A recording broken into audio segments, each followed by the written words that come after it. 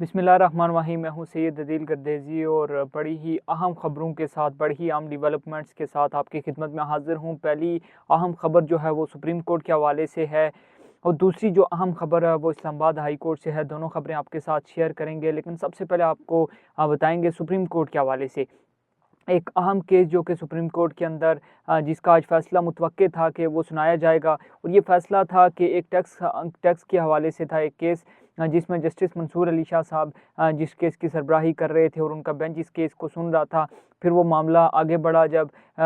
एक वजाहत तलब की गई थी जो सुप्रीम कोर्ट के इस बेंच की जानिब से कि आया ये जो केस है ये दायरा इख्तियार में आता है एक रेगुलर बेंच के या नहीं आता, और इस केस को आइनी बेंच ही सुन सकता है, जो रेगुलर बेंच है वो ही सुन सकता है। तो इस हवाले से जो बड़ी ही एक आप कह सकते हैं कि बड़ी ही एक अहम समाअत थी उस हवाले से, और आज इसका जो फैसला था वो मुतवक्के था। बड़ी एक आप कह सकते हैं कि उम्मीद की जा रही थी जिस तरह का फैसला के मुतवक्के था कि सुप्रीम कोर्ट की जानिब से सुनाया जा सकता है, तो वैसा ही फैसला जो है सुप्रीम कोर्ट की जानिब से सुनाया गया। सबसे पहले तो मैं आपको बता देता हूँ कि हुआ क्या। हुआ ये कि जो एडिशनल रजिस्ट्रार थे सुप्रीम कोर्ट के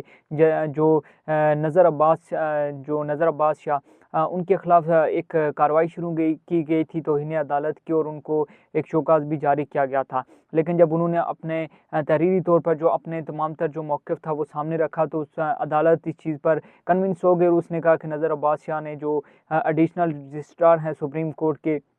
उन्होंने तसल्ली बख्श जवाब दिया है, लिहाजा उनके खिलाफ जो तौहीन अदालत का जो केस है या जो प्रोसीडिंग है वो वापस ली जाती है। लेकिन साथ ही साथ सुप्रीम कोर्ट ने ये जो केस था इस तमाम तर केस में फुल कोर्ट बनाने के लिए जो चीफ जस्टिस है उसको उनको लिख दिया है और उनको आर्डर जारी कर दिए हैं कि भाई इस पे जो फुल कोर्ट जो है वो बुलाया जाए और इस मामले को हमेशा हमेशा के लिए सेटल किया जाए। अच्छा, सबसे पहले तो मैं चूँकि एडिशनल रजिस्ट्रार जो सुप्रीम कोर्ट के हैं उनके हवाले से अगर आपको बताऊँ, तो सुप्रीम कोर्ट का जो जस्टिस मंसूर अली शाह साहब और जस्टिस शकील अब्बासी साहब की जानिब से जो फैसला आया है, ये किस लिए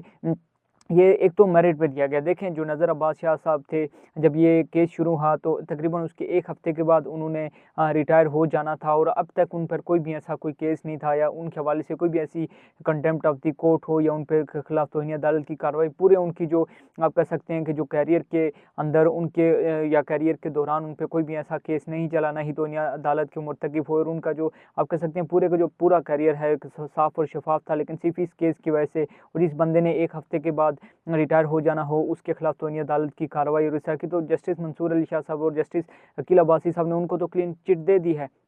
लेकिन साथ ही साथ अपने फ़ैसले में जो सुप्रीम कोर्ट की तरफ से जो मुख्तसर आर्डर आया है, जो फ़ैसला पढ़कर सुप्रीम कोर्ट के अंदर जो सुनाया गया है जस्टिस मंसूर अली शाह साहब और जस्टिस शकील अब्बासी साहब की जानिब से, उनमें एक वाज़ेह तौर पर कहा गया है कि जो जजेस की इंतज़ामी कमेटी है, जिसमें आइनी बेंच के सरबराह जस्टिस अमीनुद्दीन खान और जो दूसरे सुप्रीम कोर्ट के सरबराह हैं जो जस्टिस यहिया आफरीदी, वो दोनों तौहीन अदालत के मुर्तकिब तो हो रहे हैं, लेकिन हम उनके खिलाफ सुप्रीम कोर्ट का जो तकद्दस है उसको पामाली से बचाते हुए हम उनके खिलाफ तौहीन अदालत की कार्रवाई शुरू नहीं कर रहे। लेकिन चीफ जस्टिस साहब को हम ये लिख रहे हैं कि भाई इस तमाम तर मामले पे आप फुल कोर्ट रेफरेंस जो है फुल कोर्ट बुलाएं और उसमें इस मामले को हमेशा हमेशा के लिए सेटल कर रहे हैं। अब देखें, एक बार फिर से एक जुडिशल जो ऑर्डर है वो पास किया गया है, और जो इस हवाले से जो चीफ जस्टिस साहब हैं उनको कहा गया है, तो वो एक इंतज़ामी मामला होगा, यानी कि एक जुडिशल ऑर्डर होगा, उसको मानना है एक इंतज़ामी जो कमेटी है, ये इंतज़ामी जो ऑर्डर है वो हमेशा जुडिशल ऑर्डर जो है वो उसको प्रेफर किया जाता है इंतज़ामी ऑर्डर के ऊपर, यानी कि इंतज़ामी कमेटी को या इंतज़ामी ऑर्डर को मानना पड़ता है। जो जुडिशल ऑर्डर होता है उसको उसके ओबे होता है। तब वो अपने जो फैसले में वाज़ेह तौर पर जस्टिस शकील अब्बासी और जस्टिस मंसूर अली शाह साहब ने वाज़ेह तौर पर कहा कि जो जजेस की इंतज़ामी कमेटी है, जिसमें चीफ जस्टिस साहिब भी हैं, जिसमें आइनी बेंच के सरबराह भी हैं, वो तौहीन अदालत के मुर्तकिब हो रहे हैं, लेकिन हम उनको तौहीन अदालत की कार्रवाई नहीं कर रहे, उन्होंने अपना जो हुदूद है उससे तजावज़ किया। अब देखना यह है कि जो चीफ जस्टिस साहब हैं वो फुल कोर्ट जो है वो तश्कील देते हैं, या फिर एक बार फिर जो एक जुडिशल ऑर्डर है उसको नज़रअंदाज किया जाता है और उस पर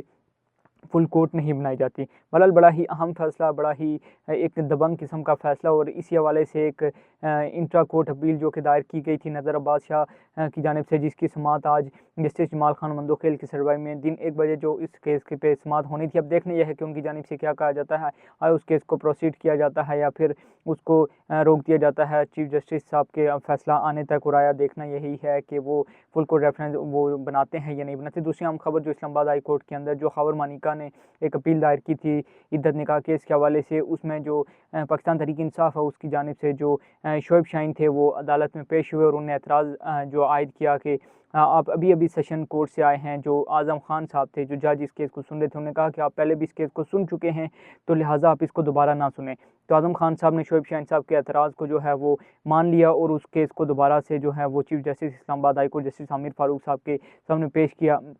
भेज दिया है। लेकिन लग ये रहा है कि अब दोबारा जब ये केस लगता है तो हो सकता है कि जो इस्लामाबाद हाई कोर्ट का बेंच नंबर 1 है, यानी कि जिसमें जस्टिस आमिर फारूक खुद हैं, अब ये फैसला या जो अब ये केस है वो उनके सामने लगेगा और फिर वो इस जो केस की तमाम तर कार्रवाई है उसको आगे बढ़ाएंगे। बहरहाल अभी तक के लिए इतना ही। अगर वीडियो अच्छी लगे तो कमेंट सेक्शन में आपने अपनी राय लाजमी देनी है। अभी तक के लिए मुझे दीजिए इजाज़त। अल्लाह हाफ़िज़।